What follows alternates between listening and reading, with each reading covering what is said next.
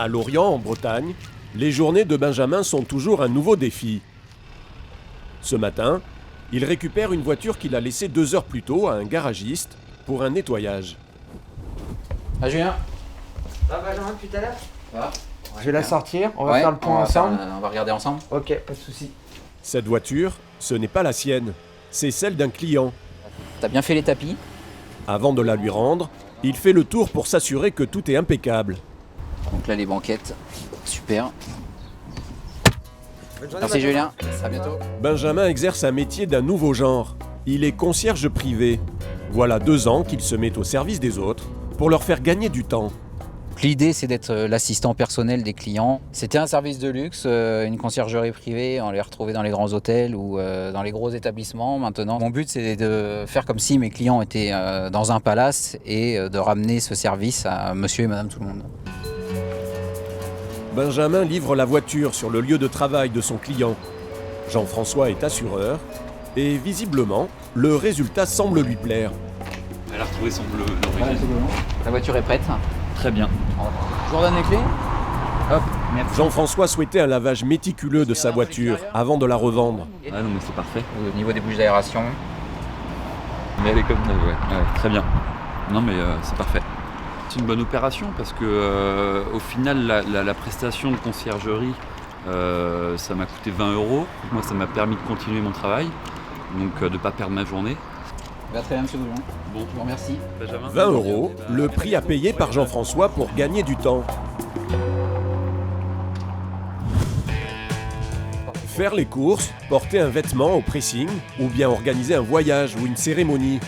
En France, des dizaines de conciergeries privées ont vu le jour ces dernières années. Et c'est la grande tendance du moment. Les services de conciergerie autrefois réservés au palace se démocratisent. Avec des tarifs très attractifs, ces assistants personnels réalisent des tâches du quotidien à la place de leurs clients pour leur faire gagner du temps. Portrait de ces nouveaux concierges qui ne disent jamais non. Retour à Lorient.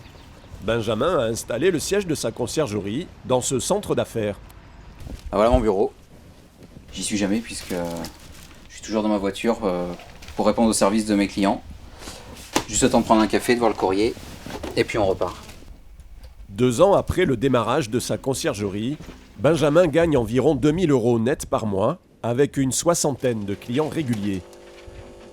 J'ai commencé plagiste à Dinard, j'ai été ambulancier, j'ai fait d'autres métiers encore. Et l'idée de la conciergerie m'est venue à force de côtoyer des gens autour de moi qui n'avaient jamais le temps de rien. Pas le temps de traîner au bureau. Ce matin, Benjamin a du shopping à faire. Bonjour. Je viens voir pour des chaussures noires ou bleu marine. Une mission délicate pour Benjamin, qui doit se mettre dans la peau d'une femme. Quand même à parler de bleu et de noir, je pense qu'une de chaque aura le choix. pour qu'elle ait le choix. Là. Il est à la recherche de blazers et d'escarpins pour la soirée de gala d'une de ses clientes. C'est assez difficile de faire le shopping pour une femme, mais voilà, à force de connaître les clientes et d'apprendre à les connaître surtout, on arrive à répondre de façon assez juste. Prévoyant, Benjamin sélectionne 7 modèles d'escarpins. Merci David. Avant de filer dans la boutique suivante, choisir les blazers. C'est des journées marathon, oui, puisqu'il faut que j'aille de commerçant en commerçant, donc, et de client en client. On n'arrête pas, on perd pas de temps et on avance. 1 heure plus tard, Benjamin est au domicile de Sonia, sa cliente. Bonjour Benjamin, Bonjour comment Sonia, vas-tu? ça va bien? Ça va très bien. Mère célibataire avec 2 enfants, cette chef d'entreprise n'a pas le temps d'aller dans les magasins, alors c'est Benjamin qui amène les magasins chez elle. Elle est vraiment très très sympa. J'aime beaucoup. Un sans faute pour le blazer, Alors j'ai plusieurs paires. mais pour les chaussures, ça commence mal. J'ai celle-ci. Style totalement différent. Ça va pas être possible du tout là. Très bien. Ça va pas ça. C'est pas bon. Heureusement, Benjamin a plus d'une paire d'escarpins dans son sac. Elles sont très très belles. T'as vraiment tapé dans le mille, hein. Superbe. Je suis ravi de voir ma cliente ravie. Au moins ça montre qu'on a fait les bons choix. Sonia réglera le service de Benjamin 35 €.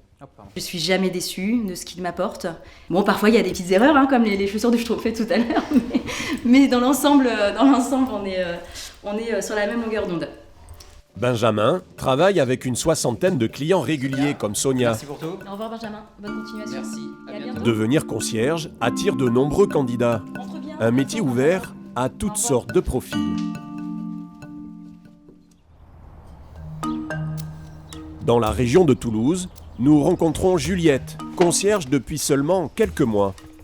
Cette ex-DRH dans l'industrie a démissionné pour continuer à aider les gens, mais en créant sa conciergerie.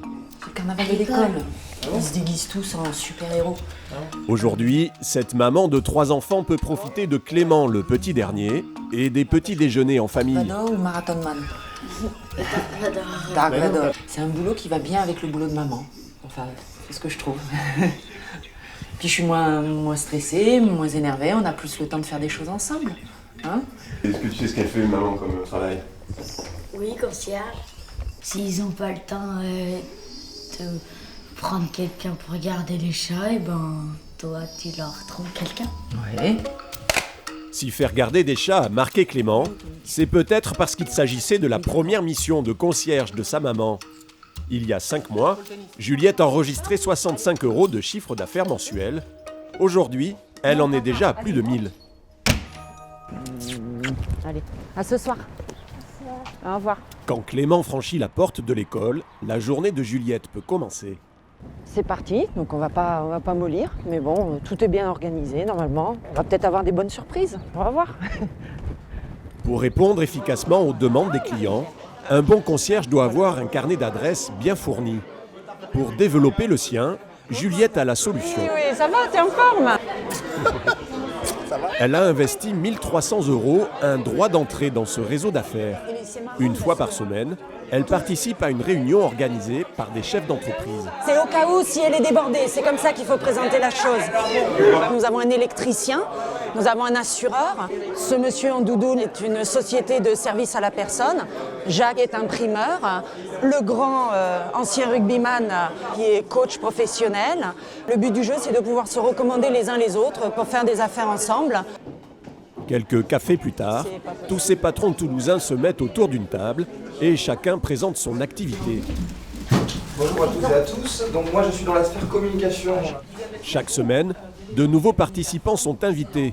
Juliette a 45 secondes, pas une de plus, pour les convaincre de recommander ses services.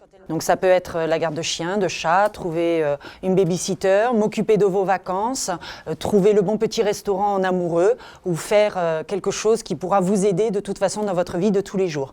Et mon slogan, c'est tout simplement qu'avec plaisir, il n'y a pas de problème, il n'y a que des solutions. Merci.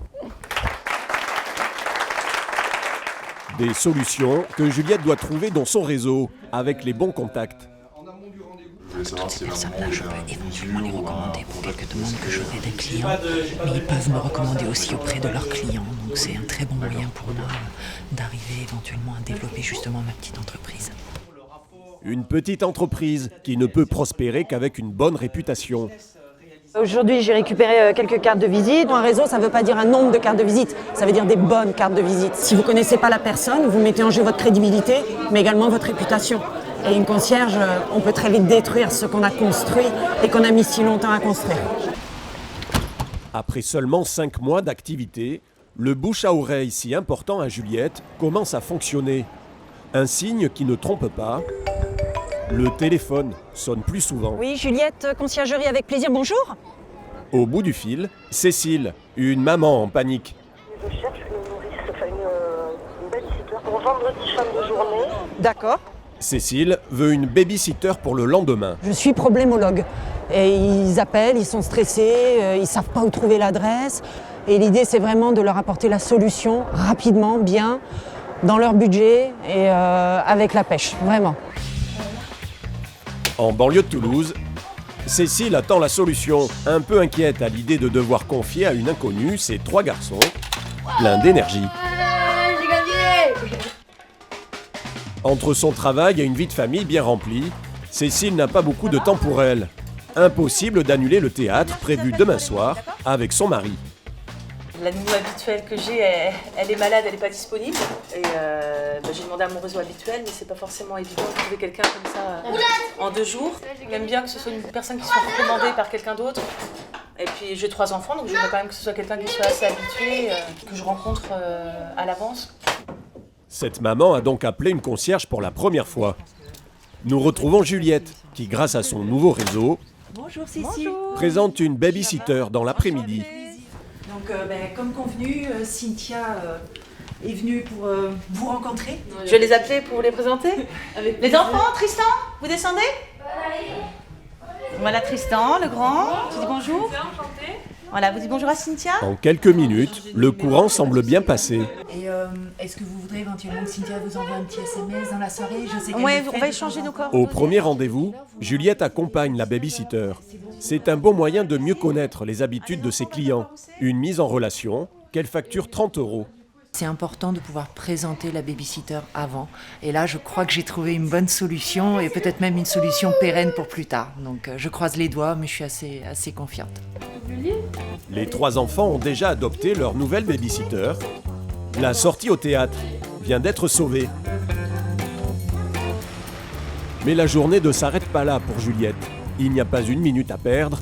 Elle a maintenant rendez-vous avec une cliente exigeante et très pressée.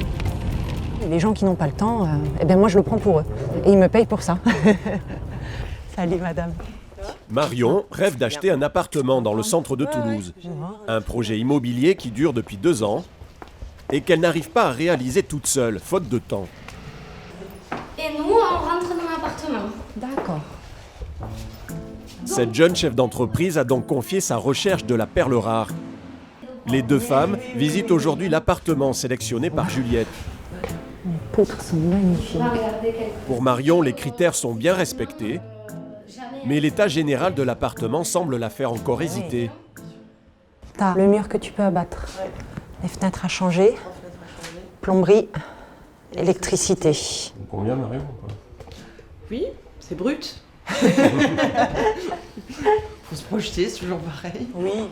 Pas de coup de cœur pour Marion. Juliette prend quand même quelques photos pour garder une trace. Mais elle sait que sa cliente va lui demander de poursuivre les recherches.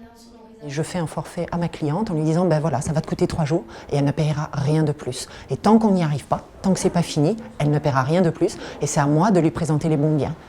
C'est ma cliente qui me paye mon temps pour lui trouver la solution, ça s'arrête là. Marion paie 1 000 €, un forfait valable jusqu'à l'installation sous son nouveau toit. Elle me libère du temps, moi je peux me consacrer toujours du coup à mon entreprise et du coup pas de perte de temps, pas de perte de clients. Et voilà, Juliette a été ma sauveuse.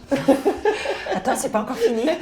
Merci beaucoup. Bon, zou. Juliette devra chercher un autre appartement en plus de ses autres missions. La conciergerie est un marché très porteur et de nouveaux clients débordés ont déjà fait appel à ses services.